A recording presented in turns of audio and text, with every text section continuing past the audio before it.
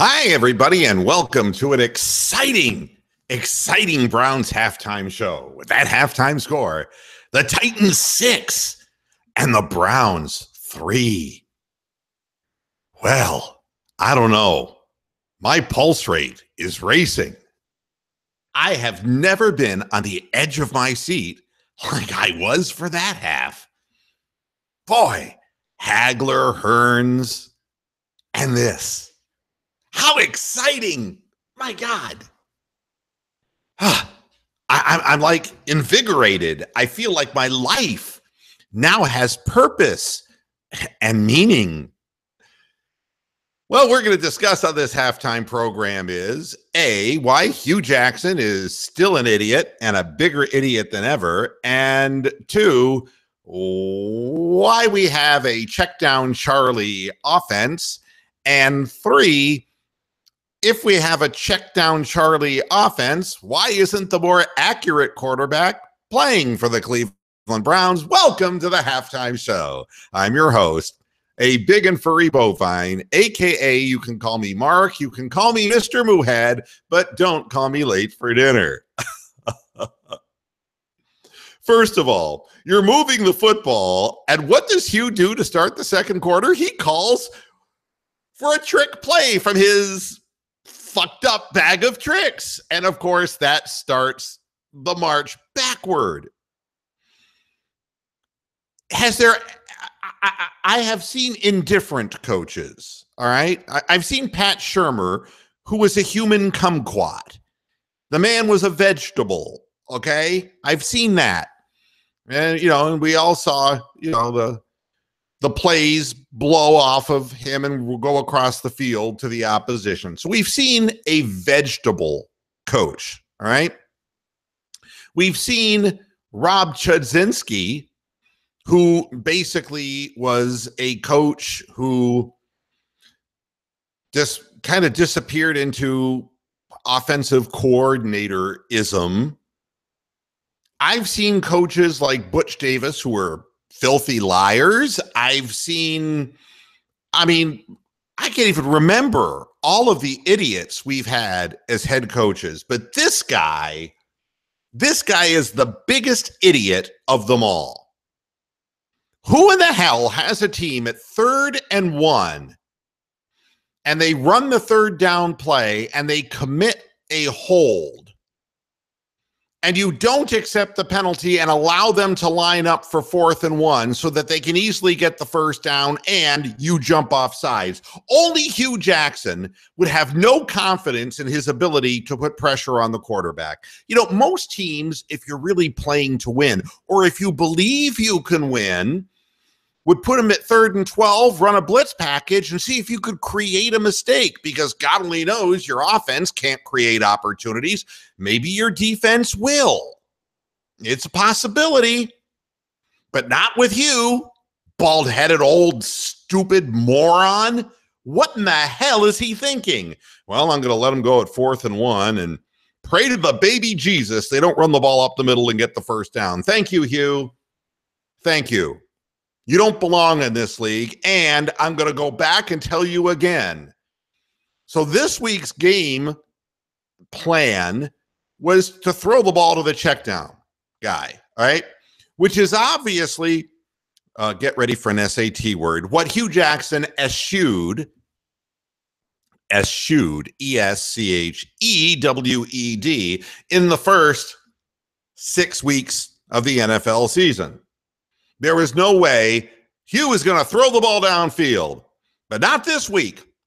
This week, it's check down Charlie. This week, it's going back. We're going back in time to the good old days of Charlie Fry and the weak-armed quarterback. But wait a minute, isn't the reason that we drafted DeShone Kizer to allow him to throw downfield? But then again, I know what you're going to say, because I'm right with you. Rookie's rattled. He just got off the bench, and you're going to come in and let him throw high percentage passes. And I'm all for it. I say, that's good. You're not going to score many points, but hey, at least we'll keep the game artificially close as long as the Tennessee Titans continue to try to run the ball instead of throwing the ball against Ibrahim Campbell. the moron who has committed 2 penalties, including offsides on the opening kickoff. How can you be offsides on the opening kickoff? Now you're wondering why he doesn't play. He's got to be the dumbest guy who ever went to Northwestern University. He's a blight upon that campus. They see him coming in. It's a reminder that there are some people who are on athletic, promotion. They're not students. Ibrahim Campbell would be one of those guys. He's obviously but stupid. All right. And of course, we've had the various sundry penalties that always give the other team first downs. But man, I'm watching this and I'm like, so we're giving him a chance here.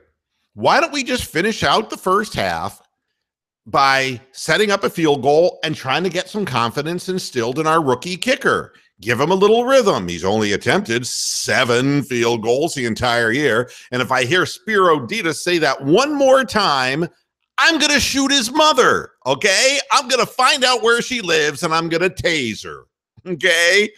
But 7 field goals the entire season. Let the young kid get something. But no, Hugh's got to revert back to throwing the ball down the field, and we found out once and for all why we don't do it. It has nothing to do with the young man's confidence. He can't do it. He's inaccurate. The throw was positively Kevin Hogan-esque. It was one of those passes that basically somebody on the 14th floor of the terminal tower may have been able to haul in. But you saw one that he tried to throw to Njoku that had no air under it and was way over his head. And then you saw this one, and Rashard Higgins is like, say what? It's like,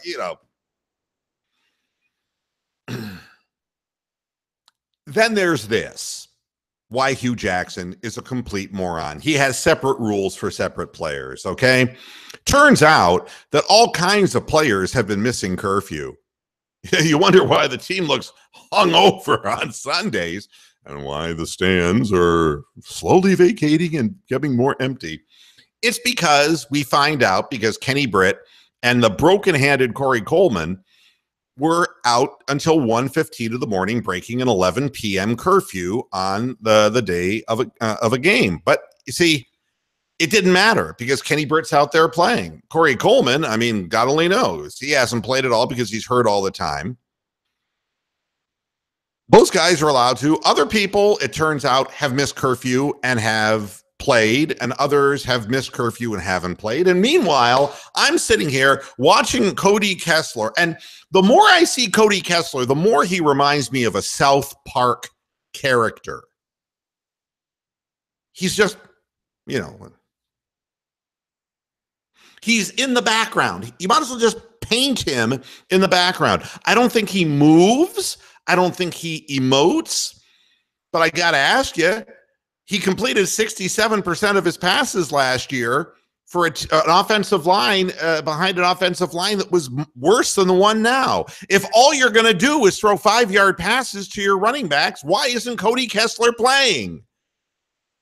And I know what will be said. Well, we're trying to instill confidence in the quarterback. But at some point in time, he has to throw the ball downfield. And every time he does, he throws interceptions. 10. Bung, bung, bung. 10 of them this year. 10. Kessler didn't throw many interceptions last year. So why doesn't he get a chance? Because Hugh Jackson is an idiot, that's why. And does it really matter if our defense plays well one week? Because I personally think the Tennessee Titans are allowing this to be a close game. And I'm wondering about their play. Of course, Terry Robiskie. I mean, it's bad when the Browns retreads come back and beat the current Browns future retreads. Terry Robiskie, receiving coach, has moved his way up in the world to offensive coordinator. And what would a receiving coach do? Why, of course, he'll hand the ball off to a injured DeMarco Murray so that even the Browns can get into the backfield and stop him. Why aren't they throwing downfield with Mariota when Ibrahim Campbell is in the game? Or could it be that we're actually a better defensive secondary because Jabril Peppers is not playing? Could it be that the entire Tennessee team looked at this and said, holy shit, Peppers isn't playing. Fuck.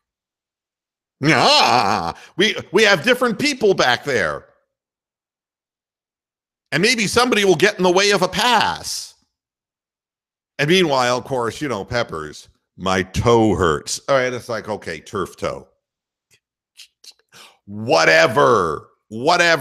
I'm just asking questions now because I can't figure out why they're not throwing to their wide receivers down the field, because the Browns are good for a blown coverage at least 3 times a game and will give up the big play every time. Can't figure this one out at all. But even when a team is miscoached,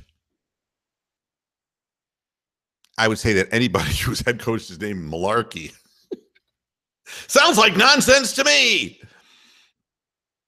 But they can afford this because they're playing the Browns. You can coach the worst game of your life. You can, they'll gift you. You just saw at the end of the half, they will gift you every time. They're like the ultimate bequeathers of the NFL. Wow. It really is a sad thing to watch. But it really becomes more and more incredulous. Wiley saying, I like Angry Moo better. No, you're not going to get Angry Moo. Hi to the Tom H, to Pit Bulldog, to Von Wilhelm, to Guest 190, to Wiley, to Fire Hugh Now, to DP Joe 6, to WRX Chad, and to all the people who are watching this on YouTube. Peppers is the biggest bust of this draft, Fire Hugh Now says.